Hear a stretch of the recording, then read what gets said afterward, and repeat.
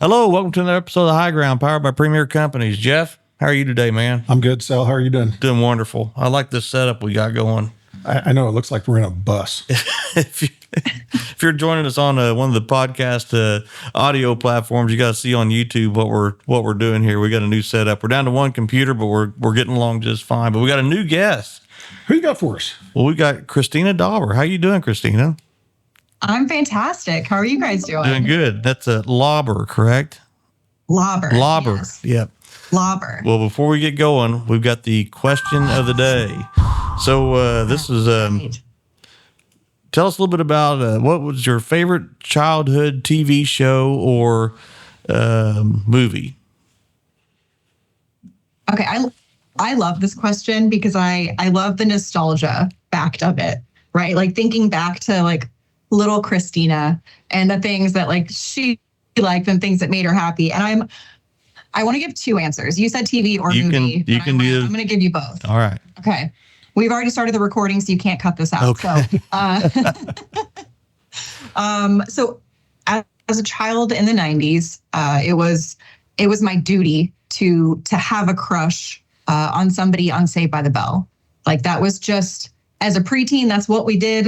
And I was very diligent in that duty. Okay. I watched Zach Morris every morning, before school, after school, on the weekends. I loved that show when I was that age. That's funny. And then movies, again, child of the 90s. So like in my 30s, I had the burden of like the shoebox full of VHS tapes. Yeah. Like lots of Disney VHS tapes and some other ones. But, at that time, you're like, I'm never going to have a VHS player. And to be honest, I'm never going to transfer these to a DVD like I always thought I would, right? Yeah. I don't even own a DVD player anymore. Yeah. But Little Mermaid was my go-to when I was really, really young. And like if you found me in a body of water during the summer, like I was a mermaid, right? Me and my friends were just like flipping our fins through the water. It was from the time I was like 4 until now sometimes, right? That was a good one for me. All right. Nice. Jeff, is yours a childhood before the 90s? Just a little bit. We barely had TV. Yeah. You had 3 channels. We had 3 channels. 3 channels, and most of it was black and white. No, my go-to is always Gunsmoke. Oh, the classic. I love the guns. I still like Gunsmoke reruns. Yeah, so Festus and Hans. Yeah, James Arness. Well, mine was go back to it was probably in the 70s sometime, but the Incredible Hulk. Remember the original with Lou Ferrigno? Yeah, terrible effects and everything, and that's the amazing thing. You can go back and look at those movies now, and it's like we've come so far, and it's like, well, that was really cheesy. Absolutely. Yeah, but we thought it was great. Uh-huh. At the time it was fantastic. Absolutely. Right? Yeah. It's odd that you like Gunsmoke, because that came on opposite the Incredible Hulk on like Friday nights, and I had to argue. That? Because I had to argue with my grandparents about if I was going to watch the Incredible Hulk or Gunsmoke, and we always watched the Gunsmoke. So I used to watch MASH too. That came on right after school, and you could watch MASH as well. So I was the only kid that couldn't watch MASH. Really? Because of Klinger. Dad said, "Oh yeah, he ain't watching that." And I tried to explain that, but never did. I didn't get to watch MASH till I joined the Marines. All right. Well, Christina, tell us. The topic today is healthcare, and so Jeff or I know nothing about healthcare other than we probably need more of it as we get older. Yeah, we're in the geriatric we're stage. Consumers. Yeah. But before we get started on that, tell us a little bit about yourself and how you got in the position that you're in now and the career you're in, and up to joining us on the famous High Ground podcast. Yeah. Well, first of all, I'm excited to be here. I don't think I said that earlier, but I'm excited to be here. I honestly don't think that people expect to work for an insurance broker, and I'll talk a little bit about what I do in a minute, but when I was in third grade, I wanted to be an actress. I didn't want to work for an insurance broker. That's not typically on people's radar. So I would say I kind of fell into the role. But I'm from small town Kansas, went to K-State for college. They have a pretty big ag program, actually, that I took the business route. That's where I sort of ended up. But currently, I'm an account executive at Lockton in our People Solutions practice. So we're an insurance broker. I joined Lockton in 2020, so right after COVID hit. So that was a really fun intro into a new gig. But welcome aboard, go home. Yeah, exactly. Yeah, here you get to meet everyone, and now you won't see them again for 2 years. Yeah. Oh my God. Except on a Teams call. Except for on Teams call. Yeah. My only interaction of the day where people get to see me. So I ended up in the industry. I worked in another company prior to Lockton, started in 2018, but it was just honestly through an introduction.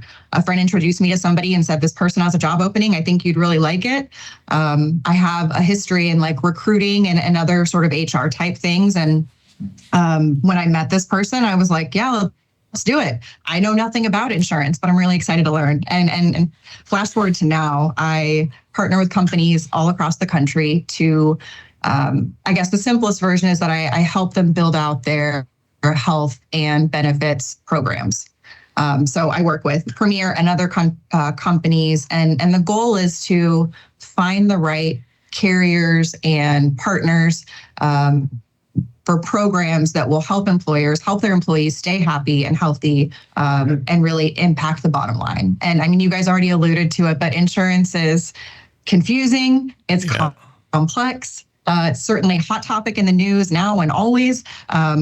And so I take pride in being able to help my clients kind of navigate the industry. Well, I got a question. Why is it so expensive? That's probably the easiest question. Was it yours? Inquiring minds want to know. Yeah.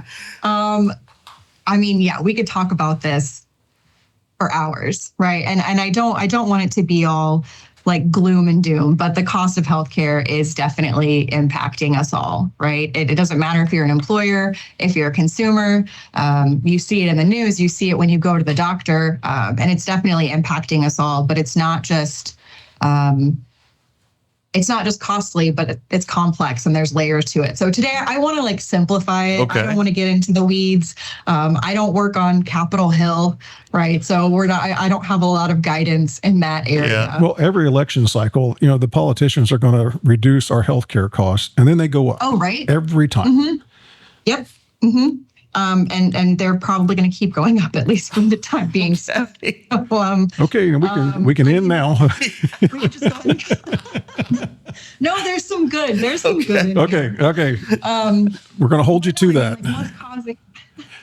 What's causing increases in every market right now? That's inflation, right? Like hospitals and providers aren't immune to that. And we also see hospital consolidation and labor shortages, but general inflation right now is 2 to 3% in the US. And I'm not an economist. I literally Googled that. So it is 2 to 3%, even if the cost of eggs is a little bit higher. But medical and pharmacy inflation is a lot higher.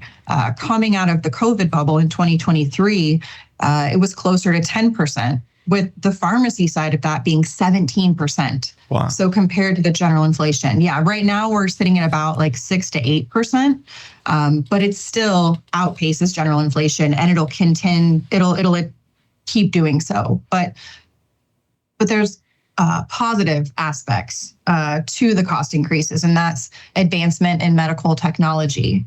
Right. We have AI, we have robotics for surgeries right now, and those can definitely improve efficiencies and improve outcomes, but they come with a cost. That's just the fact of it. And gene therapy, these are like curative therapies that can significantly like transform the way somebody lives or even give them a chance to live. These are in the millions of dollars, and we just didn't have these, 10 years ago, 20 years ago. I was at a conference recently and they noted that the cost to have a baby is 350% higher than what it was 2 decades ago. Wow. And, Wow. yeah. And like the process of having a baby, I don't think that's really changed, right? Not for a long time. Yeah. It's the same. Still the same process, probably still similar services, but the cost has gone up that much. I mean, NICU is definitely driving that. 1 in 10 babies is born premature, and but because it's a NICU, like babies can be born earlier now, and they can survive longer, which like gives families an opportunity to have their family. But I think the average cost I read, it was like something like $75,000 for a NICU baby. But we've seen them in the hundreds of thousands, even the millions of dollars, which is just insane. I told you it's not going to be all gloom and doom. Like we'll get past these pieces together. But when we think about like the clinical side, right? How are people seeking care? What are they getting care for? That's going to have a really big impact. The cancer is definitely a big claims driver for our employers, and cancer is happening at a younger age. Chronic condition prevalence, the chronic conditions in our country keeps going up. Certainly after COVID, we've saw an increase in behavioral health and mental health prevalence, but I think a lot of that was because some of the stigma to seek treatment, which was removed, which was great. But we have diabetes, we have hypertension, and while there's a medical cost of care for these, it's the pharmacy side, right, that's really driving this. So if you've ever seen a commercial for medication, right, where like the sun is shining, the birds are chirping, you're waving to your neighbors, and like you don't wave at your neighbors, but when you're on this medication, like you're gonna wave at your neighbors, right? It's gonna fix everything. And then at the end of the ad, they go through all the list of all the negative side effects, and it's like, who would use this? Yeah, may cause blindness and death and hearing loss. My question on the big pharma ads. Do people listen to those ads and then call their doctor up and say, I really want to take this drug? Yeah, who does that? I mean, I listen, you know what, they come on there and I just completely ignore them. Yeah. But it's like, why do they feel the need to have advertisements about a drug I can't pronounce? I can't go buy it off the shelf. So do people literally go to their doctors and say, I think I need this? Yes. Oh, wow. Yes, they do. And that's why they have the ads. But I mean, yeah, if you've got like psoriatic arthritis and nothing has worked, and suddenly this medication is going to clear everything up, like people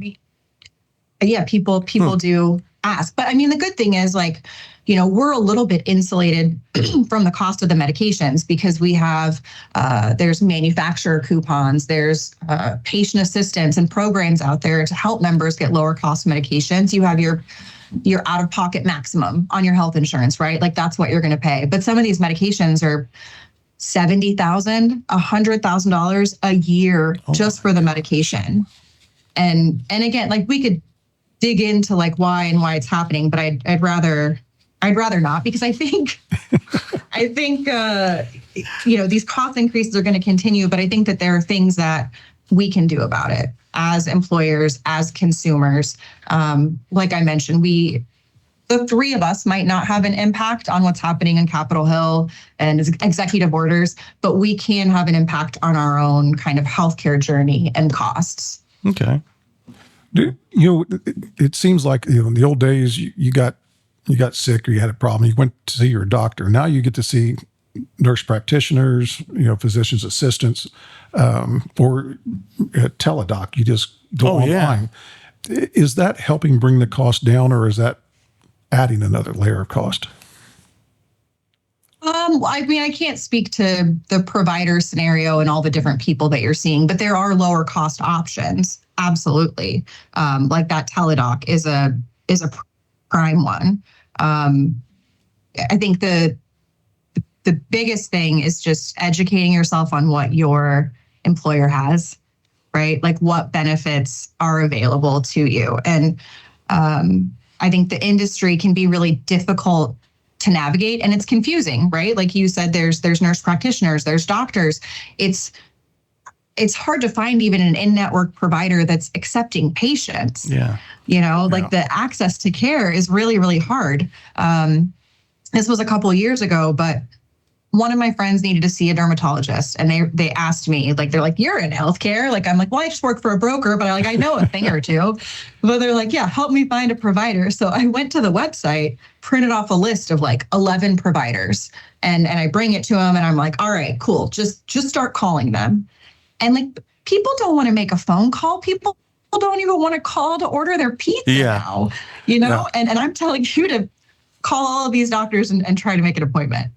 And I left the room. I gave him his privacy, right? Because he had to make phone calls. Nobody wants to do that. Came back in like 10 minutes later, and he was fuming, but also defeated. Like, he called 10 of the providers, didn't get in touch with half of them. The ones they did talk to, they weren't accepting patients, or one was, but he had to wait 6 months to see a doctor. Wow.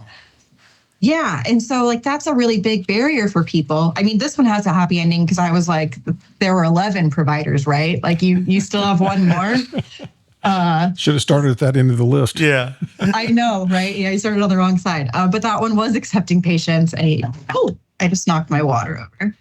I'm very like emotive with my hand, and so I'm just like, we're not going to edit that out either. That's staying in. Workman's comp. Okay, great. But no, I think it's up to each of us to just be conscious consumers of healthcare, right? Like you mentioned Teledoc, understanding what resources are available, what resources your employer is offering you. And like, when you get that email about that benefit, like, don't delete it. I'm guilty of it too. Because if you don't need it right now, you're probably going to delete it, but like, don't just read it and maybe share it with your spouse if they're on your health plan. Maybe they'll find it helpful. I think the other thing that's kind of like a barrier is just going to the doctor can be intimidating, right? Like I sort of liken it to like taking my car to the shop. I don't know what you're going to tell me. You're probably going to tell me that something needs work, and then you're going to charge me a lot of money for what you just told me. So I think that kind of keeps people keeps people away. But yeah, with options like Teledoc, right? Like there's some barriers. Like you have to download the app, you have to fill out a survey or something like that. But maybe I can't get into my primary care doctor, and so I can talk to Teledoc within an hour, right? I actually used Teledoc one time, and I had a sinus infection. I knew what I had. I needed a Z-Pack. Yeah. And so I did use Teledoc. It's been a few years ago, but I did get on Teledoc, and it was, like I said, it was quick, it was painless, and they gave me a prescription for I tell you, Z-Pack. I think that's perfect. I do it for the same thing about twice a year, get a sinus infection, and do the same thing with this Teledoc. And you would think that, what can we do to impact it? And it feels like we're using some tools like that would be lower cost for the providers, more convenience for the consumers. Yeah. And everything would work fairly good, but I guess there's just so much headwinds with the inflation and all the other cost increases. And and there's hospital consolidation too. Like okay, let's say I hurt my shoulder and I go to the doctor, and they tell me like I need an MRI. Even if they're a smaller provider, they're probably connected to a hospital in some way. So they're going to tell you, hey, you can use this hospital to get your MRI. And we're not taught as consumers that like we can ask questions, right? Like we can push back. You can ask them, okay, what if I don't go to the hospital? Can I go to an imaging center that's going to provide the same MRI? And where a hospital, it might cost $1,000, $2,000, but an imaging center is $600 or $700. And we're just not taught that we can even ask that. You just go where you're told. Yeah. And that's the 100%. I didn't know there were imaging centers. Yeah. Medications, if your doctor tells you that you have to take a medication, see if there's a generic available, right? Like see if there are lower cost alternatives. I mentioned, so primary care providers, you mentioned that you both use Teledoc. Do you have an established relationship with a primary care provider? No. I do. You do. Yep. Good on you. The insurance changed, and you had to have a primary care provider, and mine had always been Dr. Tower in Campbellsburg. Well, he worked till he was 90 something, and then once he passed, I had to get a new primary care, and it was ended up being in the Baptist network of hospitals. Not to do a commercial, but and their online, everything is so easy. I don't think I would ever change for any cost. Just because the emails and the interaction, it's exactly like you said, Christina. I don't want to pick up the phone and call the store. I want to see what they have in inventory at Home Depot before I ever drive there. And but their interaction is just so easy. And in all that, I've developed a relationship with the doctor, and he's like, you go in and talk to him, he remembers you, and pretty cool. Yeah. I mean, that's huge. That's not only do you have a resource, right, when you need something, but like you also have somebody for like your annual wellness visits and things like that, somebody just for your care. And like, let's say you didn't have Teledoc, you have this sinus infection, your primary care provider is probably a lot cheaper than it would be to go to like urgent care, or even the emergency room, right? Like you go to the emergency room and there's $1,000 at least. Even if you're admitted or not. So, but I mean, I think we also have to know that not everybody has access to multiple provider options, right? Especially in more rural areas. Not everybody's going to have the same access, but knowing what you have and like downloading Teledoc or finding that primary care provider is huge, because if you're not proactive in that, if you wait to get care, like when you need it in the moment, you're probably going to spend a little bit more than if you had like done your research. Employers,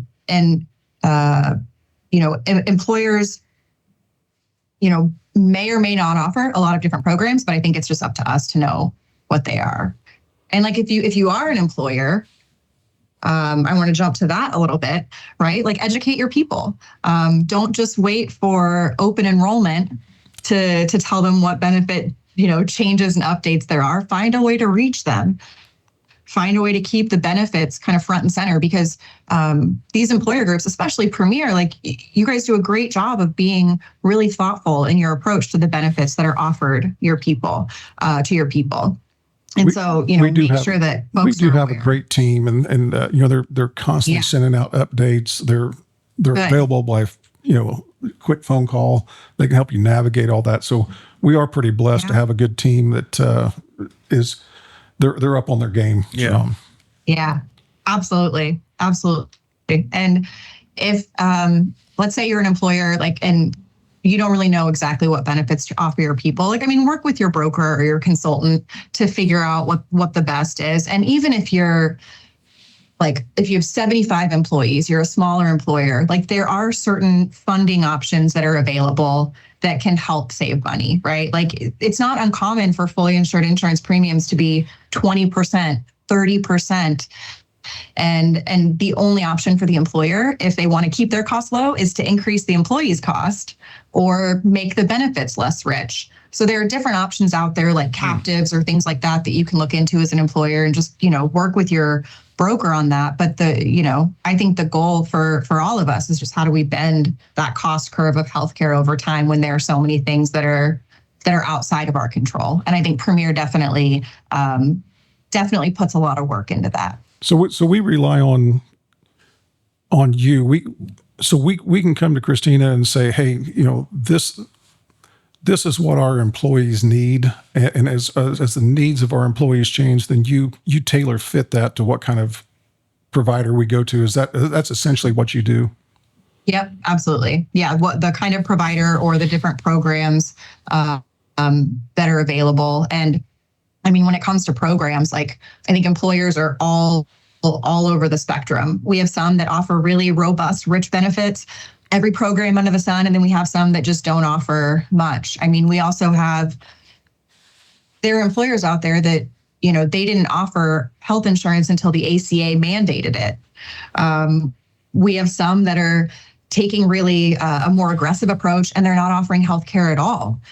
They're just offering more of like a reimbursement or a stipend for members to go to the marketplace and find their own benefits, which I don't know if you've ever been on the marketplace website, but it's confusing as heck. Like I don't know how people do it. So like as an employer, if you're able to offer benefits, just, know what's best for your people. And I think I've worked with Premier for 2 years.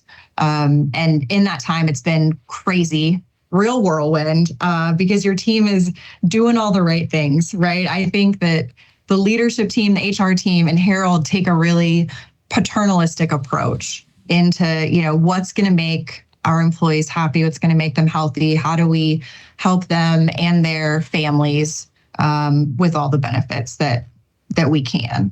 So, yeah. Are you guys familiar with the different benefits or programs that you guys have? I sat through enrollment. Yeah, I did too. That's the stuff I give to my wife. Yeah. So I depend on her to. So you might as well point out some highlights for us, because we're not good at bringing them up. We're the podcast team. Right.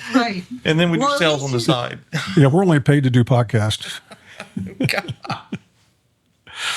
I know you have other job titles. It's not just the podcast. That's because we asked Harold for a raise and he gave us a new title. So that's yeah. He never listened to this. Yeah, he doesn't listen to this anyway. he will this one. I'll get called out. That he's on. He listens to the episodes that he's on. We should have had him be on this podcast. He should have been here today. You're probably right in hindsight. Yeah. Then we could put him on the spot and let him start rattling off the benefits.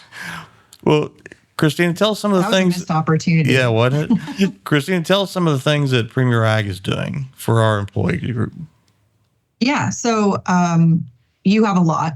Like as far as benefits goes, and like I said, your approach to benefits, your HR and Harold's approach to benefits is fantastic. If you want to enroll in medical, you have the option of multiple plans. So you can pick the plan that works the best for you. We've already talked about Teledoc. You have that.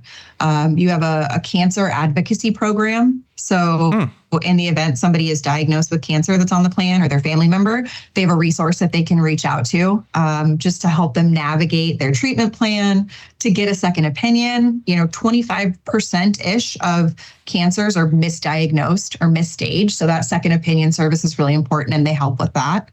I mentioned imaging earlier.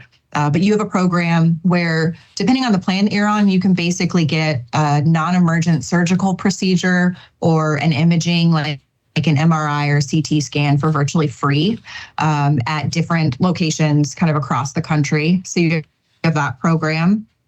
And then, beyond that, you've got your chronic condition management, work perks, discount programs, a wellness incentive, and all these other new programs that we're evaluating for next year too. So you guys definitely set the bar high, I would say. Awesome. Yeah. I think that's good. I think that's good for our employees to know, because it's labor is always a challenge, and keeping enough labor and keeping our workforce out there. And when it comes to pay. But that benefit piece, why it doesn't show up in the amount of what you can, spend on your out of your paycheck. That benefit is very important, especially when you need it. Yeah, to be able to keep those dollars in your pocket and not to have to spend so much. Even though it seems expensive, but it could be a lot worse. It could be a lot worse. Yeah, if you're getting care without insurance, if you go to the hospital, the bill from the hospital might be $30,000, but after insurance it's been processed and it's paid through whatever carrier that you work with, it might be closer to $14,000, right? And that's just knocked off. Like that's what you pay for insurance for. And I think a lot of people don't know that. And I think you're right. Like just knowing what's available, when you are looking at new jobs, right? It's not just the pay. Like there's so much more to it. Yeah. And like I I'm just sort of blown away by your company and the approach that the leadership team does take. I think Harold just has like a commitment and a passion for doing the right thing for his people. He does care about his people. It's super. He does, and like he gives us all a really hard time a lot of the time, but he cares about us, right? He's great to work with. That's awesome. We won't pass that along to him. We'll let him him listen to the podcast to hear that. So, so what's the future like? What's your prediction? You think we'll have kind of increasing costs for a while, or you said about bending the curve down of the increases? Inflation's real. You told us inflation was real to start off with. What's the future look like? I mean, the future is that the costs they'll continue to increase, at least in the near term. Like there's certainly a lot that's happening on Capitol Hill to try to shelter some of us from these increases and trying to make changes. But right now, in the near term, like it'll just continue. Medical and pharmacy inflation is just going to continue to outpace general inflation. We're going to continue to see advancements in technology causing those increases. But I also think that we're going to continue to see companies like Premier and including Premier that are taking a more proactive approach to this, right? Not just do I offer benefits to my team, but like what benefits are we offering? Are we getting the most out of it? And just really tapping into like what makes the best sense for their population. So I think that's going to be great. But then, just like I said, educate yourself before you go get care. Like, I'm not just going to go to the store and buy a TV, right? Like I'm going to do a lot of research that goes into it. So just apply that same research to your own kind of healthcare journey, if you will. That's a good example. I must have spent hours researching a shop vac, but yet I would just go right to the doctor and go right to wherever they say to go get the next X-ray. But yet I'll look on Amazon and Home Depot and spend hours on $100. So you care more about the shop vac than your health? Is that what you're saying? Well, I got to get the gutters clean. Work on my gutters. So what's your opinion of what like RFK Jr. is doing with trying to, make us healthier? Is he going to be successful and have an impact? I don't know. I mean, is any politician successful or having an impact in the certain areas? I don't have a crystal ball in that. And I do think that there are certain ideas that he's like leaning on that I think are really important, food as medicine, that sort of thing. But legislation and changes in the healthcare market, just like in every other market, they definitely take time. So only time will tell. Yeah. Yeah. All right. Yeah. That's all I know to ask, Jeff. Do you have any other topics? I don't. Is there any other burning topics out there that you think our listeners and our employees need to know? No, I don't think so. I think we covered it. Can you cut our car insurance? That's another thing. Our car insurance. I don't think she does. Got a good insight on car insurance? I mean, that's not my area of expertise. I don't dabble in the car insurance. That's the main reason I showed up today, Christina. It's like, I bet she's got the key to, making my car insurance cheaper. Okay, then I guess I'm done with questions. I think so too. Yeah. Christina, thank you for joining us. This has been very informative. And we do appreciate what you do and your company does for Premier Ag. And it makes a lot of sense. We have financial investors or advisors and everything else in the business. And then we give our customers advice. And it makes sense that whenever you're looking at healthcare to find a trusted advisor and a company that you can work with. And we're glad that you're helping us navigate through all the changes and everything we have with our healthcare. So thank you very much. All right. And then we'll have you come back and you can give us updates on how you fixed this and made everything get cheaper. Okay. Absolutely. Yeah. I'll get right on that. Yeah. Thanks, Christina. Well, that's another episode of The High Ground powered by Premier Companies. Thank you all very much.